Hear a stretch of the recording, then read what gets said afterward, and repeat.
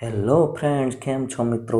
આજે આપણે મળ્યા છીએ નવી એક ભરતી સાથે, કમ્બાઇન્ડ ગ્રેજ્યુએટ લેવલ એક્ઝામિનેશન 2025. યાની કે જો તમે સ્ટાફ સિલેક્શન કમિશન દ્વારા કેન્દ્ર સરકારની કોઈ પણ કચેરી જેવી કે વિદેશ મંત્રાલય જેવી રેપ્યુટેડ કચેરી એની અંદર તમે નોકરી કરવા ઈચ્છો છો તો તમારા માટે સુવર્ણ તક છે. એ પણ ગુજરાતી ભાષામાં પેપર રહેશે. જી હા, મોસ્ટ ઇમ્પોર્ટન્ટ મેટર. તો હવે જોઈએ ક્યારે ચાલુ થશે. તો સૌથી પહેલાં જોઈએ તો 9/6/2025થી 4/7/2025 વચ્ચે તમે ફોર્મ ભરી શકશો. છેલ્લી ડેટ છે 4/7/2025. પછી જોઈએ આગળ તો આનું મિત્રો પહેલી પરીક્ષા જે પ્રિલિમ એક્ઝામ આવશે તેનો પણ ટાઈમિંગ આપી દીધેલો છે. 13 ઓગસ્ટથી 30 ઓગસ્ટ વચ્ચે પહેલી પ્રિલિમ એક્ઝામ રહેશે. એટલે તમારે ખાલી ખોટી આડીઅવળી ચર્ચા કર્યા વગર સીધું જ તમે 2 મહિના મહેનત કરી લો આજથી, તો તમે આમાં આરામથી લાગી શકો છો. ત્યારબાદ બીજી પરીક્ષા આવશે ડિસેમ્બર 2025માં. તો આ ખાસ જોવું રહ્યું. હવે ત્યારબાદ જોઈએ તો અલગ અલગ પોસ્ટ છે, assistant section officer, tax officer વગેરે જેવી. તેમાં એજ રિલેક્સેશન અને એજ લિમિટ અહીં આપેલી છે. આ એજ લિમિટ છે તે જનરલ વ્યક્તિઓ માટે છે. જો તમે SC ST કે OBC અંતર્ગત જે તે ડિપાર્ટમેન્ટમાં આવતા હોય તો તે મુજબ તમને એજ રિલેક્સેશન અલગથી મળવા પાત્ર રહેશે. જે તે વ્યક્તિ મુજબ એજ રિલેક્સેશન મળશે. તે ખાસ તમારે ધ્યાનમાં લેવું. ત્યારબાદ જોઈએ તો આગળ આ પરીક્ષા છે, મોસ્ટ IMP વાત એ છે કે મિત્રો આ પરીક્ષા તમારે ફક્ત ને ફક્ત જે તે રિજનલ લેંગ્વેજમાં પણ તમે આપી શકશો. યાની કે તમે આની પરીક્ષા ગુજરાતીમાં પણ આપી શકશો. ત્યારબાદ ફીની વાત કરીએ. જો અહીં અલગ અલગ ક્વોલિફિકેશન લખેલું છે, અહીં બેચલર ડિગ્રી માંગેલ છે.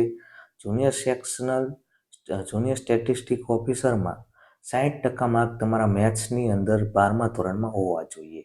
તો આ 2 પોસ્ટમાં જ ખાલી અલગ પ્રકારનું ક્વોલિફિકેશન છે. બાકી દરેક પોસ્ટ માટે તમે ગ્રેજ્યુએટ લેવલના ક્લિયર હોય તો તમે આ ફોર્મ ભરી શકશો. ત્યારબાદ આપણે જોઈએ ફીની વાત કરીએ તો ખૂબ જ નજીવી ફી, ₹100 ફી ભરો અને આમાં તમે એલિજિબલ છો. જે લોકો SC ST અને PWD અને EWSમાં જે ઉમેદવારો આવે છે તેના માટે ફીમાંથી એક્સેપ્શન છે, યાની કે ફી ભરવાની આવતી નથી. ત્યારબાદ જોઈએ સેન્ટર આના પરીક્ષાને ક્યાં આવશે.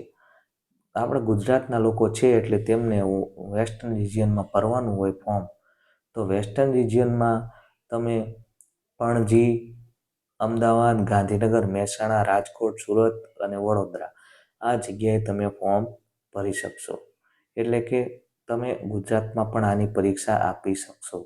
ત્યારબાદ એક્ઝામની વાત કરીએ તો ટાયર 1 પહેલી પ્રિલિમ એક્ઝામ છે, તેમાં general intelligence and reasoning 25 mark, 25 question, general awareness 25 question, general aptitude 25 question અને ઇંગ્લિશ કોમ્પ્રિહેન્શન 25 ક્વેશ્ચન.